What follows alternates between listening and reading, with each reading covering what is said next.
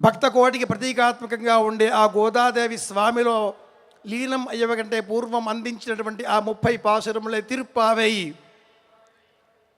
వచ్చే నెలలోనే మనం వినబోతున్నాం. ఆ కళ్యాణానికి ఈరోజే శ్రీకారం చుట్టబోతున్నది ఈ వేదిక, భక్తి వేదిక.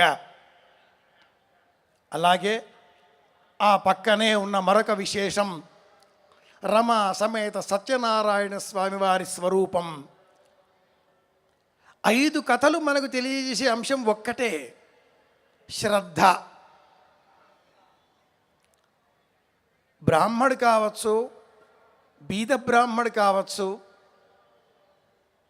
సాధువు కావచ్చు, కట్టెలు అమ్మే వ్యక్తి కావచ్చు, తుంగధ్వజుడు అనే పేరు గల 5వ కథలో వచ్చే చక్రవర్తి కావచ్చు.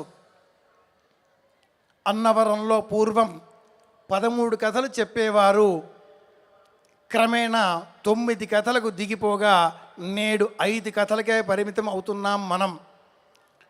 5 కథల సారాంశం ఒక్కటే, సత్యం పలికే స్థిర నిశ్చయ బుద్ధితో మనం శ్రద్ధ చూపాలి.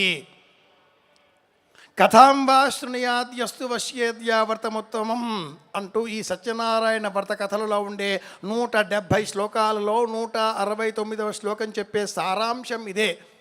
ఏకదా నైమిషారణ్యే అంటూ ప్రారంభమయ్యే ఆ కథలలో అన్నింటిలో ఉండే అంశం ఒక్కటే, శ్రద్ధ. బొట్టు పెట్టుకునే సమయంలో శ్రద్ధ చూపకపోతే బొట్టు చెదురుతుంది. వాహనాన్ని నడిపే సమయంలో శ్రద్ధ చూపకపోతే వాహన ప్రమాదానికి గురి అయ్యే ప్రమాదం మీ చేతుల్లో ఉంటుంది. దీపం వెలిగించే సమయంలో శ్రద్ధ చూపకపోతే ఆ దీపం వలన మీ చేతికి కూడా గాయం అయ్యే ప్రమాదం ఉంటుంది.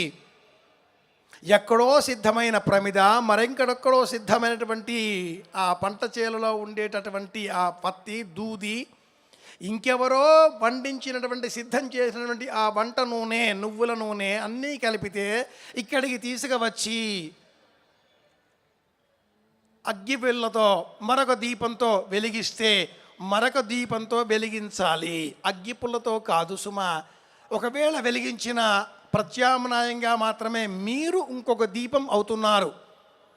మీరు దీపం అయిన తర్వాత వెలిగించే దీపమే ఆ చిట్ట చివర వచ్చేటటువంటి కార్తీక దీపం. ముందుగా మిమ్మల్ని మీరు దీపంగా మార్చుకునే నిమిత్తమే ఈ ప్రవచనాలు, ఈ కళ్యాణాలు, ఈ వ్రతాలు, ఈ కోటి తమలపాకుల అర్చనలు, ఈ భస్మ